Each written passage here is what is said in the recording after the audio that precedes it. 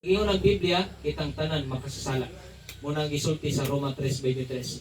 Bisan unsang edad, bisan unsang relihiyon or denominasyon pangalan sa simbahan, bisan kinsa man tas kalibutan mapadato man taw pobre, kitang tanan makasasala. Karon kining sala wala ni nagatan-aw unsa kadaghan nga atong nabuhat nga dili maayo.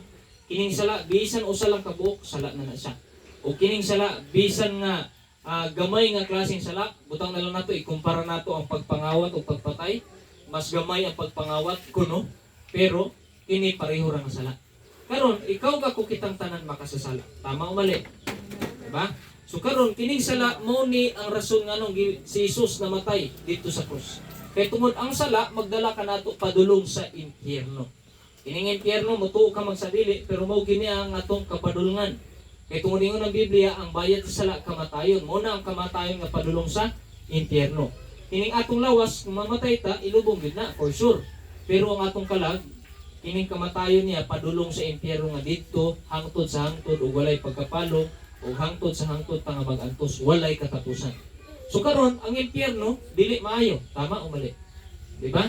So diri pa lang sa kalibutan, makadungog ang itang impyerno, pangit na kaayo o paminawon.